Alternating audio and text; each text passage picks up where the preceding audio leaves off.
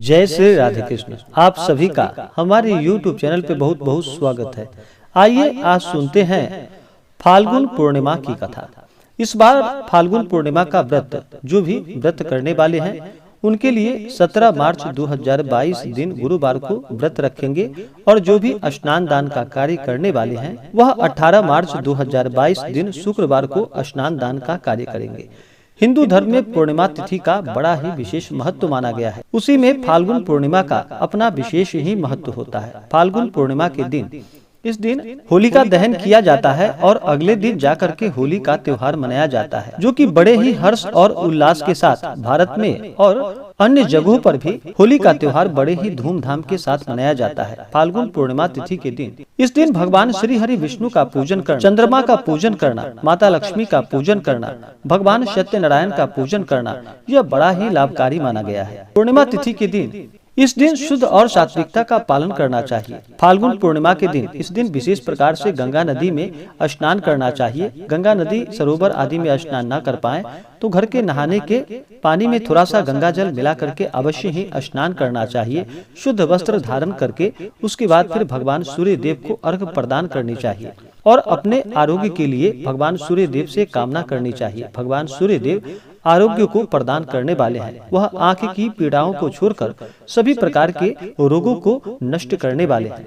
उसके बाद जो भी व्रत को रखने वाले हैं उन्हें इस दिन व्रत को रखना चाहिए। पूर्णिमा तिथि के दिन मंदिरों में दीप दान करना चाहिए, तीर्थों में दीप दान करनी चाहिए। इससे अनंत गुना पुण्य फलों की प्राप्ति होती है।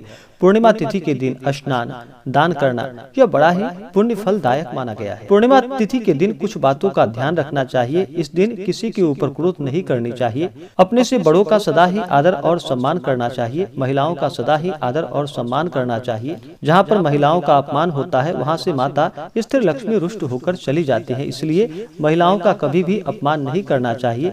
सदा ही धर्म का आचरण करना चाहिए। पूर्णिमा तिथि के दिन इस दिन तामसिक वस्तुओं का प्रयोग नहीं करना चाहिए। मांस, मदिरा, लहसुन, प्याज आदि का प्रयोग बिल्कुल भी नहीं करना चाहिए। धर्म का आचरण करते हुए व्रत को धारण करना चाहिए और भगवान का पूजन करना चाहिए। इससे अनंत गुना पुण्य फलों की प्राप्ति होती है। विशेष प्रकार से होलिका दहन आदि के बारे में जानकारियां प्राप्ति के लिए आप वीडियो के आइकन में जाकर के जानकारियां प्राप्त कर सकते हैं। भगवान सत्यनारायण का कथा श्रवण करना चाहते हैं तो आप वीडियो के आइकन में जाकर के भगवान सत्यनारायण व्रत का कथा श्रवण कर सकते हैं। तो आइए सुनते हैं फाल्गुन पूर्णिमा की कथा। अगर आप पूर्णिमा तिथि पर या पूर्णिमा व्रत कथा के लिए अन्नदान, वस्त्रदान आदि के लिए ब्राह्मण दक्षिणा देना चाहते हो तो आप हमें डिस्क्रिप्शन में जाकर के या स्क्रीन पे जो नंबर दिया गया है आप गूगल पे, फोन पे या अकाउंट नंबर के माध्यम से अपने श्रद्धा और सामर्थ्य के अनुसार हमें ब्राह्मण दक्षिणा प्रदान कर सकते हैं। तो आइए सुनते हैं फाल्गुन पूर्णिमा की कथा। तो बोलिए प्रेम से भगवान श्री हरि विष्णु की जय, माता लक्ष्मी की जय। फाल्गुन पूर्णिमा से जुड़ी हुई अनेक कथाएं हैं। उसी में से एक कथा प्रचलित है जो कि पौराणिक कथा के अनुसार राक्षस राज हिरण्यकश्यप ने अपने कठोर तप से ब्रह्मा जी को प्रसन्न कर वरदान मांगा। उसने कहा कि उसे कोई भी मनुष्य, पुरुष या महिला, पशु या पक्षी, दिन या रात, घर या बाहर कभी भी अस्त्र शस्त्र से नहीं मार सकता। और फिर ब्रह्मा जी से वरदान पाकर वह स्वयं को भगवान समझने लगा। अपने राज्य में उसने सभी प्रजा से स्वयं की पूजा करने का आदेश दिया। हिरण्यकश्यप का पुत्र प्रहलाद भगवान श्री हरि विष्णु का परम भक्त था। वह भगवान विष्णु की भक्ति में डूबा रहता था। हिरण्यकश्यप ने उसे बार बार विष्णु भक्ति छोड़ने को कहा, लेकिन भक्त प्रहलाद कहाँ मानने वाले थे। हिरण्यकश्यप भगवान विष्णु को अपना शत्रु समझता था। प्रहलाद भगवान विष्णु की भक्ति छोड़ दे, इसके लिए हिरण्यकश्यप ने उनको कभी पहाड़ के नीचे फेंका तो कभी नदी में डुबोकर मारना चाहा, तो कभी हाथी के पैरों के तले कुचलने की कोशिशें की। भगवान श्री हरि विष्णु की कृपा से भक्त प्रहलाद बार बार बच जाते थे। इसके बाद हिरण्यकश्यप ने अपनी बहन होलिका को प्रहलाद को जलती आग में लेकर बैठने के लिए मनाया। होलिका को ब्रह्मा जी से वरदान प्राप्त था कि वह आग से सुरक्षित रहेगी। आग उसका बाल भी बांका नहीं कर सकती। कहा जाता है कि उसके पास एक चादर थी जिसे ओढ़ लेने से वह जलती नहीं थी। फाल्गुन पूर्णिमा की रात होलिका भक्त प्रहलाद को अपनी गोद में लेकर चिता पर बैठ गई। होलिका ने वह चादर ओढ़ लिया ताकि आग लगाई जाए तो वह बच जाए और प्रहलाद जलकर मर जाए। चिता में आग लगाई गई। तब भगवान विष्णु की कृपा से उस चादर से प्रहलाद सुरक्षित हो गए और होलिका ही जलकर उसमें भस्म हो गई। इस घटना के बाद भगवान विष्णु ने नरसिंह अवतार धारण कर हिरण्यकश्यप को घर के चौखट के बीच अपने तेज नाखूनों से मार डाला।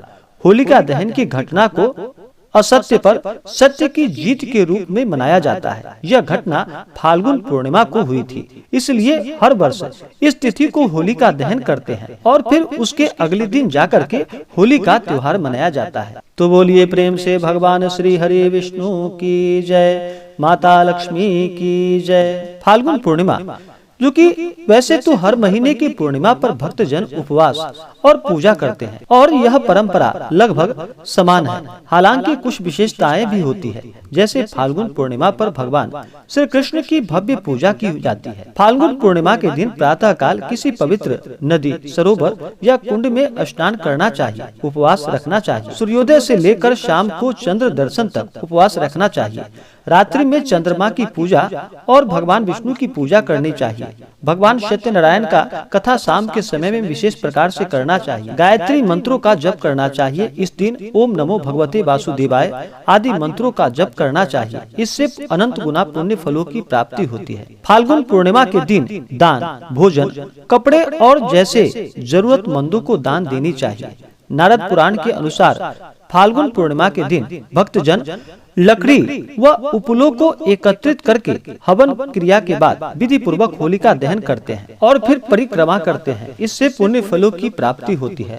फाल्गुन पूर्णिमा इस बार जो कि पूर्णिमा तिथि प्रारंभ समय 17 मार्च 2022 दिन गुरुवार दोपहर 1:32 और पूर्णिमा तिथि की समाप्ति होगी 18 मार्च 2022 दिन शुक्रवार को दोपहर 12:49 पे।